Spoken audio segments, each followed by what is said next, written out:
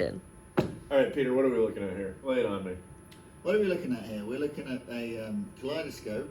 Yeah. With a, no, I don't know. Come on, you tell me. Yeah. What are we All right. looking at? Something to do with torque ripple, right? Because that's we'll get to torque ripple. Yeah. Everything comes back to torque Yeah, ripple. it does seem So these are the alpha beta currents, Mhm. which is actually looking at the flux in the air gap.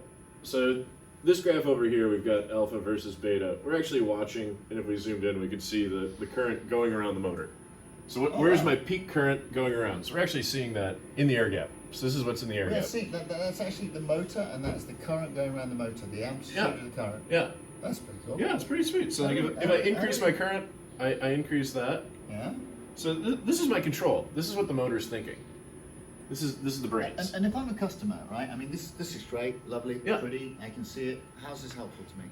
Good question. So if you have something like torque ripple, Oh wow. there's your kaleidoscope, but we can see our currents kind of have that envelope to them. So we're seeing like, oh yeah, this isn't really good. Whatever's happening in my motor, this is bad. Yeah. or maybe you you're want seeing this. it go all over the place. Yeah. Or here, Ooh, interesting. you know, we well, let's get it tuned in. So is this- we can see it, and my magnet's oscillating in the air gap. So yeah, we might want to do this for a Does certain that reason. literally mean I've got vibration in the magnet that's Yeah. just changed? Yeah. Okay. Because if we switch over, and here we can bring in accelerometers, so we can actually look at the vibration pattern, and you know, if I change my frequency, And that will show me that I'm basically damaging the motor, right? Yeah. Or I'm going to have a durability issue with that motor. Yeah, all right, let's see. Can we find a... Yeah, if I change my speed, you know, we can see we get... Yeah, there it is. That's our vibration of interest. You know, if I go into the mechanical realm, I can see as I increase my torque ripple, I increase my frequency band. So, yeah, we're Okay. So if I was a customer, right, and I'm starting to see some of that torque ripple in there, what am I going to do? What's the next test I'm going to do to try and really identify what that challenge is, or how to fix it, or is that the design team? You just throw it back there. I mean, like we talked about a little earlier, in a separate conversation, you know, using the controller, you can tune that controller to maybe reduce that torque ripple.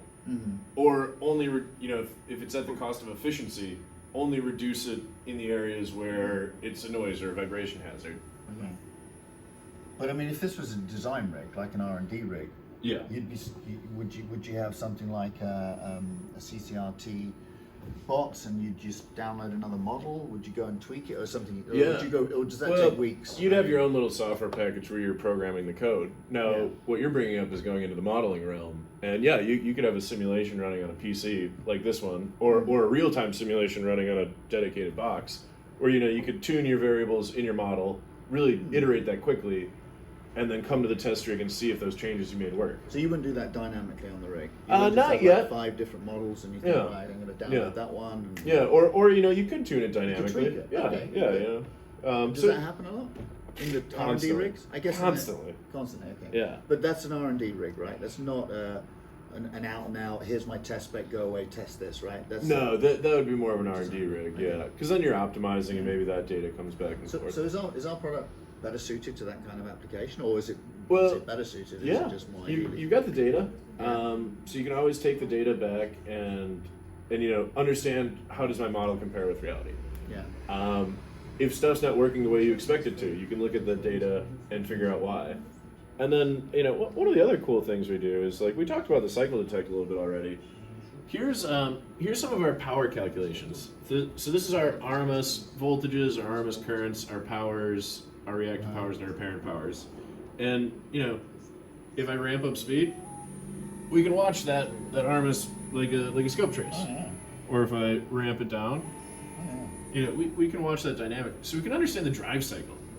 What does my vehicle do when it's actually operating? You know, as I'm driving and I'm going along, I'm cruising on the highway.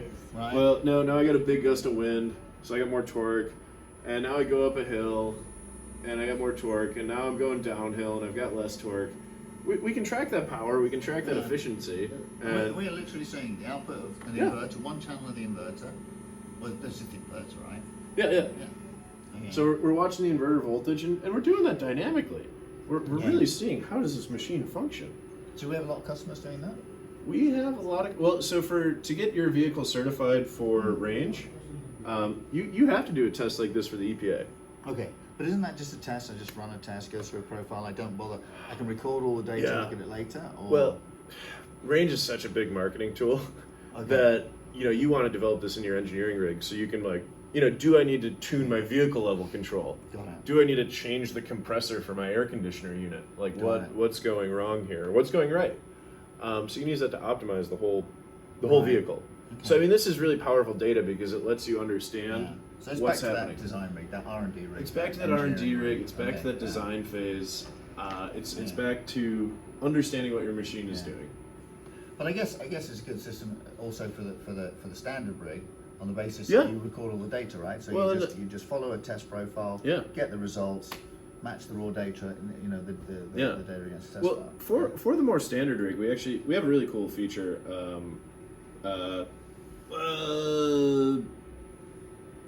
You got more wait. color on this screen. Wait for trigger to mem. All right. So we can do efficiency mapping, which I think is more your kind of like production. Your run of the mill rig, right? You're doing a ton of tests. So we can do our efficiency map, where we'll look at the data first. We've got some speed, we've got some current, and again we're stepping through that. All right, one speed, one current, next current, or next torque. Then we change speeds. And if we look in our review tab, we can see we got triggers, and we're actually triggering these points where we're just taking a little bit of data at the point of interest. So this is way zoomed out. Yep. So let's zoom way in. Oh.